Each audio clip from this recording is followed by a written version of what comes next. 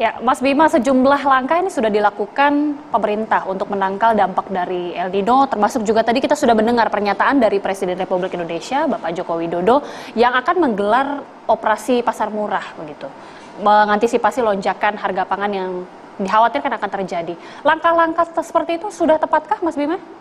Sebelum bicara masalah operasi pasar, itu kan satu opsi. Ya. Tapi kalau kita melihat di tingkat internasional, ini selain beras, ada juga yang mengkhawatirkan memang gula sekarang itu. Harga pupuk justru di level internasional itu, kalau data dari commodity price-nya Bank Dunia itu mulai turun sejak Januari. Cuman mungkin belum langsung ditransfer kepada harga di level petani, terutama yang non-subsidi. Ada jeda, itu wajar.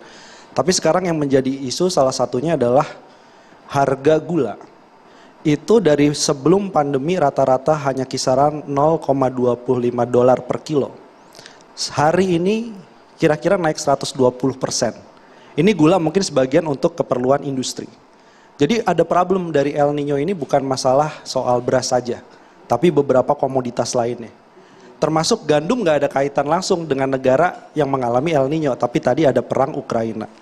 Nah, jadi begitu kita lihat apa yang harus dilakukan pemerintah, kalaupun harus membuka komitmen untuk impor, misalnya 2 juta ton lebih. Problemnya adalah ada yang mau menawarkan, tapi harganya berapa? Harga beras broken rice 25%-nya Thailand, itu juga mengalami kenaikan. Sekarang menjadi sekitar $500 per metric ton. Jadi dibandingkan rata-rata pandemi, hampir sebagian besar pangan naik. Alhamdulillahnya pupuk sudah mulai itu. Tapi tetap perlu bantuan subsidi pupuk. Jadi masalahnya menjadi semakin kompleks. Dan kalau kita lihat gimana caranya, satu, kalaupun mau impor atas perdagangan, perwakilan dagang, itu harus mulai cari itu. Mana negara-negara yang bisa menawarkan diskon. Jadi kalau perlu memang harus diadu satu negara dengan negara lainnya. Punya stok berapa? Kalau India nggak mau, dulu ingat. India pernah kelaparan, dan pernah kita bantu misalnya untuk mengekspor beras dari Indonesia. Sama-sama miskin saat itu. Jadi cara-cara diplomasi dagang juga bisa digunakan untuk mengamankan setidaknya komitmen sampai akhir tahun.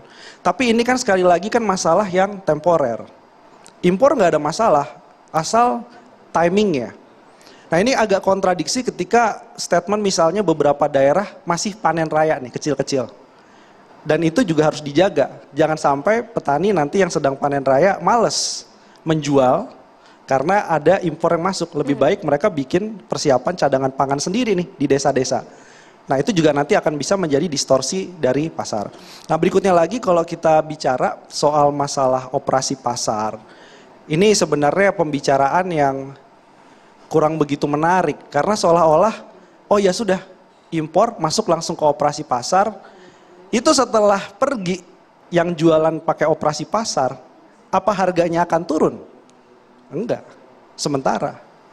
Dan kemudian pengawasan yang membeli operasi pasar, itu kemungkinan ada untuk dijual kembali dengan harga yang reguler. Jadi ada semacam tata kelola yang harus dibenahi. Dan berikutnya kita juga perlu belajar dari masalah korupsi. Tata niaga dari minyak goreng pada 2022 kemarin. Itu baru minyak goreng yang sebenarnya produksi dalam negeri tidak terlalu kompleks, kita tidak impor. Itu saja jadi tempat korupsi gitu. Apalagi yang berkaitan dengan tata niaga panjang, bisa sampai 6 sampai 8 rantai distribusi, plus ada pemain impor. Ini yang jangan sampai ada yang ingin mendapatkan margin berlebih di tengah kondisi El Nino ini. Nah, kemudian kalau kita lihat, pemerintah nggak punya waktu banyak karena El Nino-nya terjadi Agustus, berarti tinggal menghitung hari bahkan. Sampai kemudian puncaknya September, semoga. Tapi dengan waktu yang sangat pendek ini kan nggak mungkin disuruh nanam beras, nanam padi, atau nanam tebu. Butuh waktu 10 bulan. Belum kemudian tebu diproses menjadi gula, industri, rafinasi, kemudian rumah tangga. Jadi artinya ini waktu sangat-sangat mepet. Apa jalan pintas lainnya? Bantuan sosial. Nah, bantuan sosial penting, tapi bantuan sosial itu juga perlu hati-hati pengawasannya karena rawan dekat pemilu.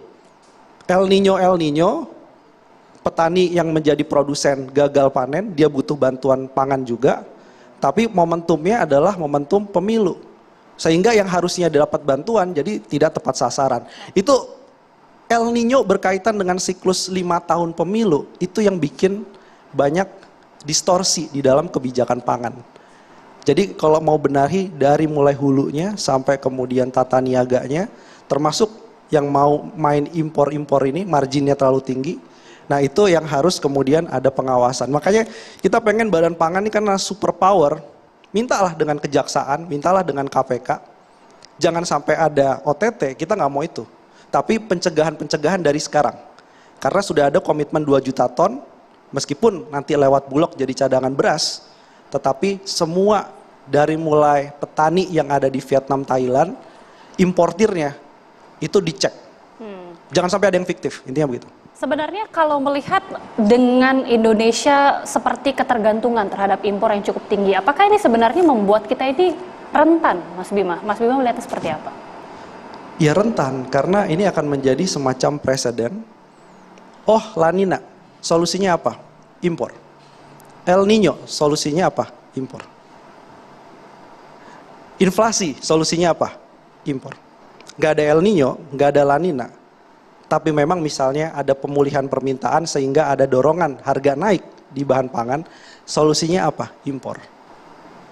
Jadi formula impor ini yang tadinya tidak bermasalah karena dalam kondisi keterdesakan, termasuk yang kita kritisi juga, ini semua karena Omnibus Law Cipta Kerja.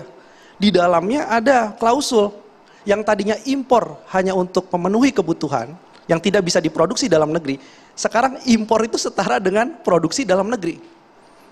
Artinya kapanpun tanpa memperhitungkan kebutuhan dan produksi dalam negeri boleh melakukan impor. Itu menurut saya membuat kita nggak semangat di sektor pertanian. Tapi saya mau memberikan optimisme, kalau kita nggak meningkatkan produksi dan keberpihakan pemerintah soal insentif kepada sektor pertanian, impor ke depan bukan hanya beras yang kita akan diskusi. Gula impornya sudah tinggi, bawang putih jelas karena sebagian nggak bisa ditanam memang di sini 85% lebih kita impor. Yang lain-lain juga akan impor dalam jumlah yang sangat besar. Jangan sampai singkong pun yang dianggap sebagai alternatif dari beras untuk karbohidrat, kita bergantung impornya tinggi sekali. Dan itu sudah terjadi di beberapa tempat.